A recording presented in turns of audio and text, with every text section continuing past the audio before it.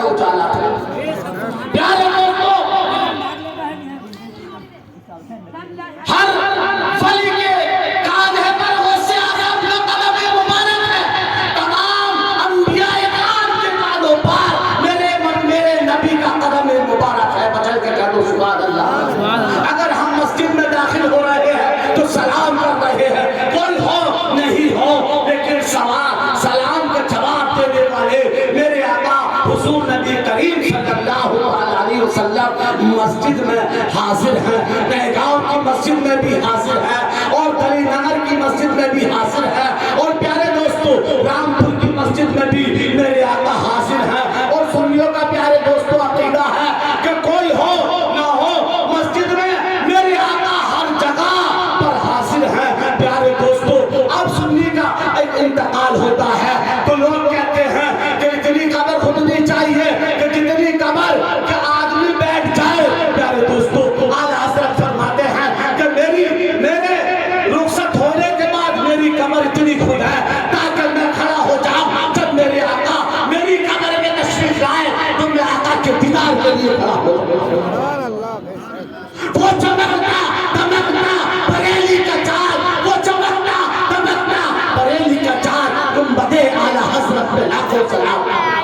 پیارے دوستو اب اسی طریقے سے میرے آقا اپنے چاہنے والوں کی قبروں میں حاصل ہوتے ہیں۔ سرزمین پر نئے گاؤں میں اگر کسی کا انتقال ہوا ہے اسی قبر میں بھی میرے آقا حاضر ہے، اور پیارے دوستو دلی میں بھی اگر کسی کا انتقال ہوا ہے میرے آقا وہاں میں بھی حاضر ہے، اور پیارے دوستو مکے کی سرزمین پر بھی اگر کسی عاشق کا انتقال ہوا ہے میرے آقا وہاں بھی حاضر ہے، مدینے کی سرزمین پر بھی اگر کسی کا انتقال ہوا ہے اس کی چاہنے والے کی قبر میں میرے آقا حاضر ہے۔ یہودی نے کہا ارے ایک تمہارے آقا ہیں اور ایک وقت میں کتنے لوگ انتقال فرما رہے ہیں، اتنے وقت میں تمہارے آقا ہر ایک کی قبر میں کیسے داخل ہو جائیں گے؟ تو بولے آؤ تو میں چلتا ہوں، سرکار غوث اعظم کی بارگاہ میں لے کر چلتا ہوں۔ پیارے دوستو جب سرکار غوث اعظم کی بارگاہ میں لے جایا گیا تو سرکار غوث اعظم بیٹھے ہیں جیسے دادا میاں بیٹھے ہیں، یہاں دادا میاں کے چاہنے والے سبحان اللہ الحمدللہ کی داد دے رہے ہیں۔ آ کر کہا سرکار میں بس اپنا پروگرام اپنی تقریر بس سماپت کروانے والا ہوں، میرا تقریر کرنے کا موڈ نہیں ہے بلکہ میرا موڈ بنانے کا ماحول ہے، بچنے کا جو سبحان اللہ۔ پیارے دوستو سرکار غوث اعظم کی بارگاہ میں تمام چاہنے والے سرکار غوث اعظم کے مرید بیٹھے، پیارے دوستو مرید بیٹھے، اور آنے والے نے کہا چاہنے والے نے سرکار میں بہت غریب ہوں، میرے یہاں آپ دعوت قبول فرما لیں۔ غوث اعظم نے دیکھ لیا نگاہ ولی میں متاثر دیکھی، بدلتی ہزاروں کی تقدیر دیکھی، دیکھ لیا غوث اعظم نے کہ مجبور ہے، ایک ہی وقت کا کھانا ہے، اس میں مجھے بھی شامل کرنا چاہتا ہے، تو کہا میں نے قبول کیا، میں نے قبول کیا۔ اتنی دیر کے بعد دوسرا آ گیا سرکار میں چاہتا ہوں کہ میرے یہاں اسی وقت آپ میری دعوت قبول فرما لیں۔ ایک آ گیا، اس کے بعد دو آئے، اس کے بعد تین آئے، اس کے بعد چار آئے، اس کے بعد 70 آ گئے، 70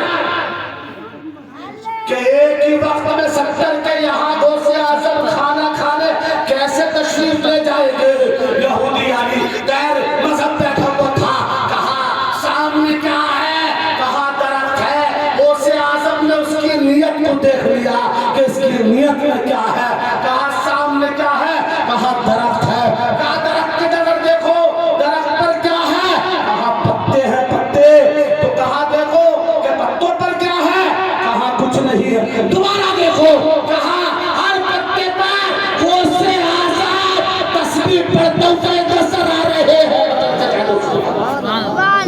ہر پتے پر غوث اعظم تسبیح پڑھتے ہوئے نظر آ رہے ہیں۔ تو پیارے دوستو جب ان کا قدا پر دیتا شاہانہ زمانے کی جھولی، جب ان کا قدا پر دیتا شاہانہ زمانے کی جھولی، جب محتاج کا جب یہ عالم ہے تو مختار عالم کیا ہوگا؟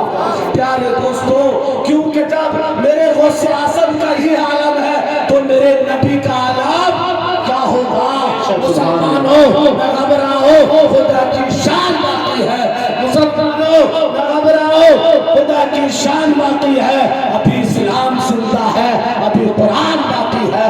منافق کیا سمجھتے ہو جو اپنے دل میں ہنستے ہو؟ منافق کیا سمجھتے ہو جو اپنے دل میں ہنستے ہو؟ ابھی کربلا کا آخری میدان باقی ہے۔ اے سبحان عالم سے میری دعا ہے، جو بھی میں نے ذکر و اذکار کیا دادا میاں کے پاک برکت سے اسے اپنی بارگاہ عالی میں قبول فرما لے۔